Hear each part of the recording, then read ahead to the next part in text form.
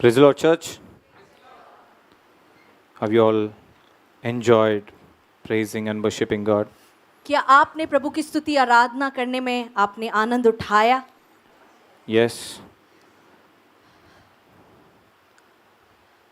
It's God's way of telling that He loves us. ये परमेश्वर का तरीका है बताने के लिए कि वो आपसे बहुत प्रेम करते हैं By coming in our midst. जब वो हमारे बीच में उतर आते हैं।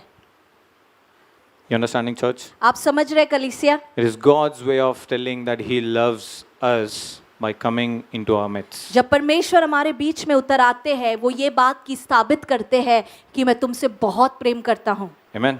आमीन। The Lord is in the midst of us this morning. आज की सुबह परमेश्वर हमारे बीच में है। Tell the person next to you, पड़ोसी से कहिए, the Lord is here. परमेश्वर यहाँ पर है। The Lord is here. परमेश्वर यहाँ पर है। I don't know what you're going through, मैं नहीं जानता हूँ कि आप किस दौर से गुजर रहे हैं, but let me tell you, the Lord is here. पर फिर भी मैं आपसे कह दूं परमेश्वर यहाँ पर है। I don't know what struggle you're going through, आपकी क्या संघर्ष है मैं नहीं जानता हूँ, the Lord is here. फिर भी कह दूं परमेश्वर यहाँ पर है। And the Bible says, Bible यूँ कहता है, wherever the Lord is, लिखा है जहाँ कहीं परमेश्वर है there is answer. वहाँ पर उत्तर है। Amen. Amen. There's answer to your trouble. हमारे संघर्ष का जवाब है, There's answer to your struggles. हमारी तकलीफों का जवाब है, There's answer to every question you ask. हर प्रश्न जो आज आप पूछ रहे हैं उसका उत्तर यहाँ पर है। Because the Bible says, क्योंकि बाइबल यूँ कहता है, in His presence, उसकी उपस्थिति में wherever He is, जहाँ कहीं भी वो है, the scripture says, वचन कहता है He sent forth His word to heal and deliver His people. वो अपने वचन को भेजता है ताकि अपने लोगों को चंगाई और छुटकारा को दे। You understanding, church? क्या आप समझ रहे हैं? He sends the word to deliver us. वो अपने वचन को भेजता है ताकि हमें छुड़ाए। He sends the word to answer to every question that we are asking today. वो अपने वचन को भेजता है ताकि हमारे हर प्रश्न जो आज हम पूछ रहे I don't हैं know. उसका उत्तर दे। I don't know what are those questions. मैं नहीं जानता हूँ कि आपके क्या प्रश्न है। It pertains to life or godliness. हो सकता है वो जीवन या पवित्रता के विषय में हो, Whatever it is. वो जो कुछ भी हो। You have a question? अगर आपके पास कोई प्रश्न है, God is sending His word towards you. आज प्रभु अपने वचन को आपके पास And भेजता when है He sends His और word, जब वो अपने वचन को भेजते His हैं word brings healing and deliverance. उसका वचन आपकी जिंदगी में चंगाई और छुटकारा ले If आती you have है। come here this morning with questions, अगर आप इस सुबह के समय स्थान में प्रश्नों के साथ आए if you हैं, have come here this morning seeking for a solution, अगर आप एक सॉल्यूशन को पाने के लिए यहाँ पर आए हैं, there is a word for you. आपके लिए आज एक वचन है, There is a word for you. आपके लिए वचन है And the word will bring healing and deliverance. और यही वचन आपकी जिंदगी में चंगाई और छुटकारा ले You आएगी। understanding, church? क्या आप समझ रहे Are you all हैं? ready for the word? क्या आप वचन के लिए तैयार है? Don't look behind, don't look to your neighbor, to the left or to the right. अपने दाया बाया जो बैठा है उनकी ओर ना देखिए, पीछे ना देखे। जब भी वचन आपके पास वचन बांटा जाएगा, आप ये मत सोचो कि ये वचन इसके लिए है, या वचन इसके लिए है, या वचन और उधर पीछे बैठा है उसके लिए है। नहीं नहीं नहीं। If you are here this morning in the presence of God, the word, you are able to hear the word is for each and every person. अगर आज आप इस वचन को सुन रहे हैं तो ये वचन आपके लिए, आपकी व्यक्तिगत जिंदगी के लिए है। You understanding, church? आप समझ रहे So हैं? let's look at James chapter 4 verse 7. हम देखते हैं याकूब की पत्रिका 4 अध्याय उसका 7वां वचन। Look what the Bible says. देखिए क्या लिखा है। James chapter 4 verse 7. याकूब उसका 4 अध्याय 7वां वचन। Look what the Bible says. देखिए बाइबल क्या कहती है। Therefore, submit to God, resist the devil, and he will flee from you. इसीलिए परमेश्वर के अधीन हो जाओ और शैतान का सामना करो तो वह तुम्हारे पास से भाग निकलेगा। You understanding, church? आप समझ The रहे हैं? scripture says first, submit to God, and then resist the devil, and he पहले will लिखा flee from है, you. पहले लिखा है परमेश्वर के अधीन हो जाओ, फिर दूसरा लिखा है शैतान का सामना करो तो वो भाग जाएगा। But you know, too many times we've been trying to fight the enemy without submitting to God. पर कई बार हम शैतान से लड़ाई करने में जुट जाते हैं परमेश्वर के अधीन में आए बिना। Let me tell you, this is one of my favorite topics to speak. ये मेरा सबसे पसंदीदा जो है टॉपिक है, I take this topic to everywhere I go to a youth meeting. जहाँ कहीं भी मैं एक यूथ के सभा में जाता हूँ, इस वचन को मैं Because बांटता I हूँ। believe the problem with the young people is submission.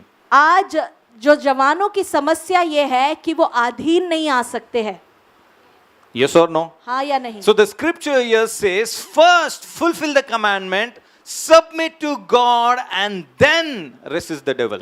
पहले लिखा है आज्ञा का पालन करे, परमेश्वर के अधीन आ जाओ, फिर शैतान का सामना करो। You understanding, church? Submit. What is submit here? यहाँ पर अधीन आना क्या है? Coming under the subjection of God, His word, and in obedience to Him. परमेश्वर के अधीन आना अर्थ ये है कि परमेश्वर के वचन के अधीन आना और उस अधीन में आकर उसके वचन का आज्ञा पालन करना। You understanding, church? Coming under the subjection of God, His word, and in obedience to His word. परमेश्वर के अधीन आना, उसके वचन के अधीन आना और उसके वचन के आज्ञा पालन के अधीन आना। Have you tried resisting the devil without submitting to God? क्या आपने कभी कोशिश की है शैतान का सामना करना बिना अधीन में आए? Yes, I did.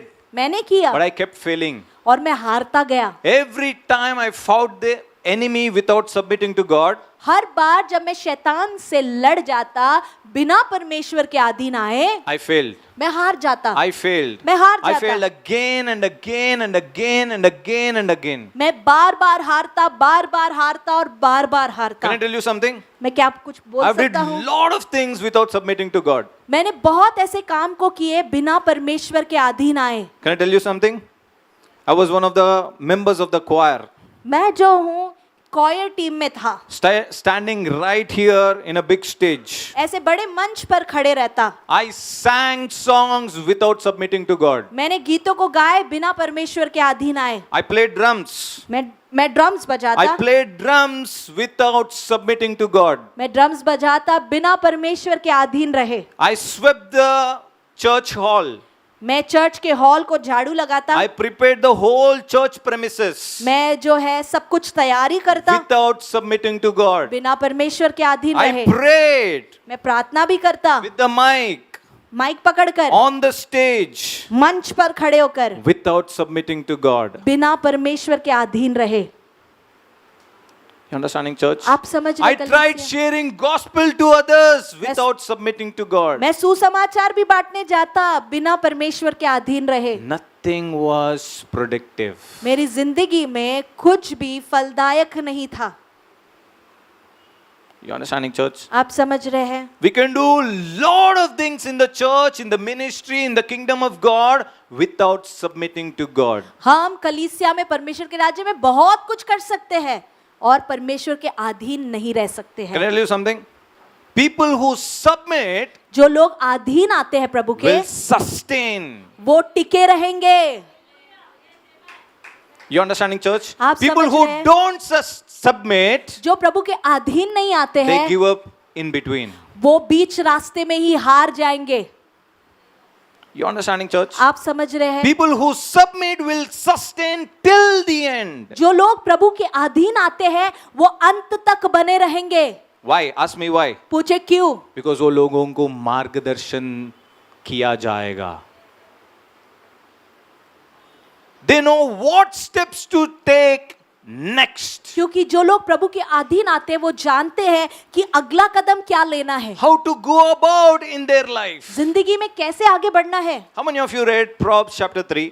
कितने लोग नीति वचन तीसरा अध्याय The पढ़े हैं? scripture, one of the highlights of that chapter is lean not on your own understanding. उस वचन का हाईलाइट ये है, अपनी समझ का सहारा मत ले। You understanding, church? आप समझ रहे हैं? अपनी समझ का सहारा मत ले। लो, आप परमेश्वर के अधीन में आओ. You understanding, church? The scripture says, come under the subjection of God. वचन कहता है परमेश्वर के अधीन आ जाओ। See, there's one chapter that I was reading. If you look at Matthew chapter 22, और एक ऐसा अध्याय है जो मैं पढ़ रहा था, मत्ती का लिखा हुआ उसका 22वां अध्याय। and this is very surprising for me. If you look at the scripture in the same chapter, the scripture talks about the parable of the wedding feast. यहाँ पर